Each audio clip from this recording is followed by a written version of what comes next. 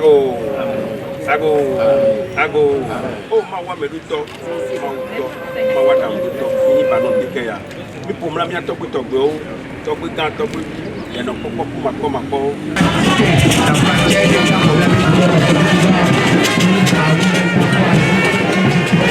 Le lancement officiel des travaux de protection côtière dans la zone transfrontalière entre le Bénin et le Togo a eu lieu ce jeudi 3 novembre 2022 à Néro au Togo. Sous l'égide du ministre du Cadre de Vie et du Développement durable du Bénin, José Tonato, du ministre de l'Environnement et des Ressources forestières du Togo, Foli Bazi Katari, et du Premier ministre de la République togolaise, Madame Victoire Dogbe, les délégations des autorités béninoises et togolaises ont tenu à donner une touche particulière à l'événement. Le programme WACA ambitionne d'être une réponse responsable des gouvernements du Bénin et du Togo, appuyé par la Banque mondiale et d'autres partenaires techniques et financiers pour la gestion des zones côtières face à l'érosion, la pollution et l'inondation, dans la dynamique du renforcement de la résilience de nos populations et la réduction de leur vulnérabilité au climat. WACA RECIP est né pour améliorer durablement la gestion des risques naturels et anthropiques, en intégrant le changement climatique qui affecte les communautés des zones côtières de l'Afrique de l'Ouest en général, mais de nos deux pays en particulier. C'est pourquoi ces composantes adressent dans chacun des pays couverts le renforcement de l'intégration régionale, le renforcement du cadre politique et institutionnel et le renforcement des investissements physiques et sociaux.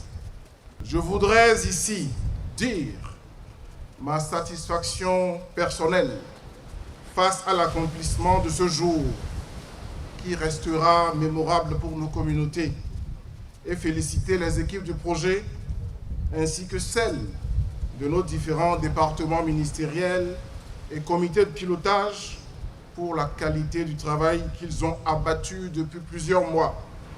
Je leur demande de rester mobilisés jusqu'à la clôture du projet pour relever les défis qui sont attachés aux échéances majeures sur lesquelles les populations impactées nous attendent. Réception provisoire des travaux de protection du segment côtier transfrontalier Bénin-Togo en juillet 2023.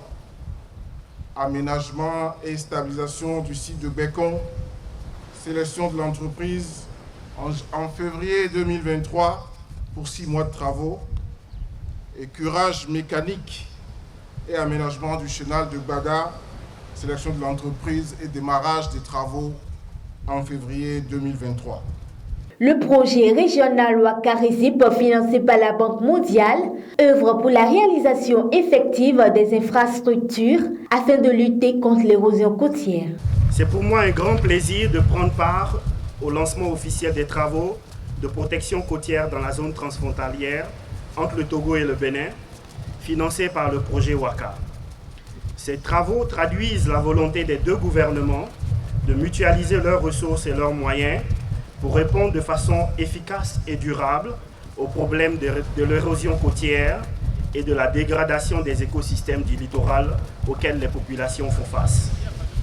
Pour paraphraser le maire de la commune des Lacs 1, les travaux d'investissement que nous lançons ce jour vont contribuer à réconcilier les communautés avec la mer, pour leur permettre de retrouver la jouissance des ressources que leur apportait la mer et qui constituaient leur principale source de revenus. L'érosion côtière et la mobilité du trait de côte observée en Afrique de l'Ouest depuis plusieurs décennies entraînent des conséquences sociales et économiques importantes sur les communautés et les pays. Ces conséquences, accélérées par les effets du changement climatique, sont encore plus marquées aujourd'hui en raison de la forte concentration des populations et des infrastructures dans la frange côtière. Les autorités des pays impactés, ayant pris la mesure de la situation, ont décidé d'agir rapidement, non seulement sur le plan national, mais aussi sur le plan régional. En effet, lors de la 12e conférence des parties de la Convention d'Abidjan, en 2017 et lors de la conférence des chefs d'État et de gouvernement de l'UEMOA en 2018 sur la résilience des zones côtières en Afrique de l'Ouest, les autorités ont appelé à la mise en œuvre diligente du projet WACA et son élargissement à d'autres États. Elles ont également appelé à la mise en place de la plateforme WACA comme cadre fédérateur de dialogue politique et de plaidoyer pour la mobilisation de l'expertise et des ressources financières nécessaires à la résolution des problèmes du littoral ouest africain. Et je saisis cette occasion pour informer et rassurer les communautés que la Banque mondiale continuera par œuvrer aux côtés des deux gouvernements pour rapidement finaliser le plan d'action et de réinstallation, s'assurer de sa mise en œuvre et s'assurer que toutes les personnes affectées par le projet sont effectivement compensées avant le commencement imminent des travaux. L'entreprise qui réalise les travaux est également sensibilisée pour faire en sorte que les populations puissent continuer à mener leurs activités économiques sans trop d'interruptions. J'invite donc l'ensemble des acteurs, notamment l'unité de coordination du projet, l'entreprise, le bureau de contrôle, les autorités administratives et coutumières, ainsi que les communautés bénéficiaires à continuer la collaboration afin que les travaux puissent se dérouler rapidement au bénéfice des communautés en souffrance.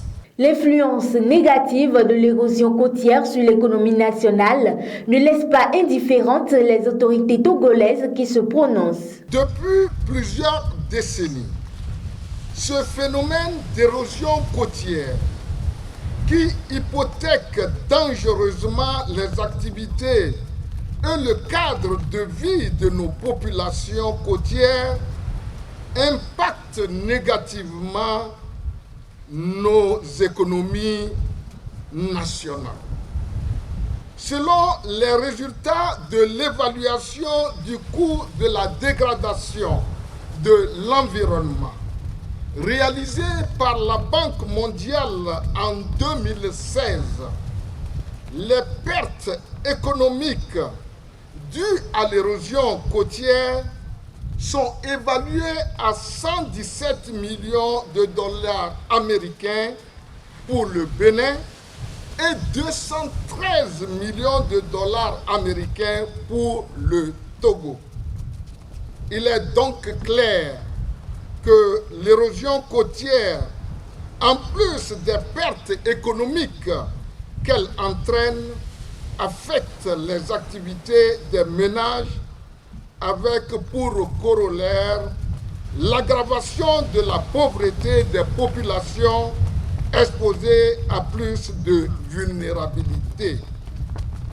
C'est pour protéger aussi bien nos côtes que nos populations que nos deux pays se sont mis ensemble autour du projet WACA, dont le début des grands travaux de protection côtière fait l'objet de la présente cérémonie de lancement. L'objectif à terme, c'est de préserver les populations et les actifs économiques du littoral des tourments de l'érosion côtière. En effet, le mémorandum d'entente et le protocole d'accord signés par nos deux pays ont mis en place des comités mixtes qui ont pour mission de conduire les activités communes aux deux pays, notamment les études et les travaux de protection du segment de côte transfrontalier d'Aboudrafort à Grand Popo et du curage mécanique du chenal de Paga ainsi que la restauration des écosystèmes associés. Ce projet, je dirais donc, a une dimension sous-régionale parce qu'elle impacte aussi bien les préfectures de Lac 1, Lac 3, Bamono et Yoto. Dimension multidimensionnelle parce qu'elle engage aussi la lutte contre le changement climatique et la protection de l'environnement par la mise en terre de plusieurs plants de palétuviers et aussi de mangroves. afin de participer à la création de zones renouvelées en carbone. Je disais aussi que ce projet participe à la création d'activités génératrices de revenus pour les dames, parce qu'il comporte plusieurs sous-projets qui ont servi à créer des activités de génération de revenus pour plusieurs femmes et hommes de la commune. La Banque mondiale a prévu un budget TTC de 42 646 182 783 francs CFA pour l'exécution des travaux dans les 4 zones concernées. Alors nous avons au total 4 zones d'intervention. Du côté Togo, nous avons la zone A et B, c'est la zone d'Abodrafo et Anéro, sur lesquelles seront réalisés les épis, les ouvrages de protection côtier. Nous avons ensuite la zone d'Ilakondji et la zone d'Agoué au niveau du Bénin. Ces zones seront alimentées par des gisements de sable situés à peu près à 10 km de la côte. C'est pour le rechargement sédimentaire des casiers des épis. Pour vous donner une ordre de grandeur du volume des travaux, alors il s'agit de réaliser des épis et un brise-lame. Nous avons un total de 317 000 tonnes d'enrochement à approvisionner sur les sites et à mettre en place. En ce qui concerne le rechargement des casiers des épis, nous avons pour le Togo un volume de 340 000 m3 et pour le Bénin un volume de 280 000 m3. En ce qui concerne le comblement des bras lagunaires, pour le Togo, le volume est évalué à 450 000 m3 et pour le Bénin, le volume est évalué à 100 000 m3. Le ministre du Cadre de vie et du Développement durable apprécie et encourage l'initiative prise par le gouvernement béninois et togolais pour lutter contre l'érosion côtière. Madame Victoire Tomega Dogbe, Premier ministre de la République du Togo, votre présence personnelle à nos côtés en ce jour nous honore.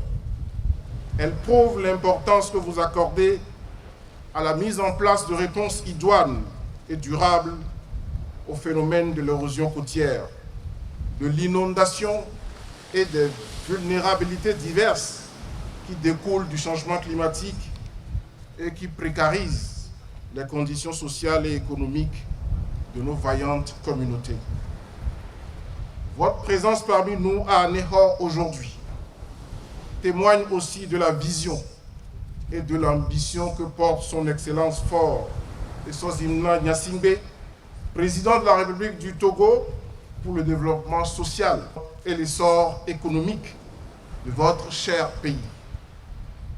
Cette vision et cette ambition animent également le président de la République du Bénin, son Excellence Patrice Talon, dont vous connaissez l'engagement pour le développement durable et l'intégration complète de l'Afrique de l'Ouest et de l'Afrique tout simplement. Je me fais l'humble devoir de vous prier de transmettre ces vœux personnels de succès pour le projet Ouaka, ainsi que les remerciements du gouvernement et de tout le peuple du Bénin, au peuple frère du Togo, à son gouvernement que vous représentez ici, ainsi qu'à son chef. Je reste profondément convaincu que le projet Ouaka, dans ce contexte marqué par les difficultés sanitaires et de guerre à l'échelle mondiale, va rester un projet régional exemplaire qui renforcera la coopération entre nos deux pays frères et va permettre de jeter les bases plus solides de règlement des problèmes communs, présents ou à venir, comme la pollution marine par exemple, tout en construisant une cohabitation apaisée, nécessaire à l'épanouissement de notre sous-région.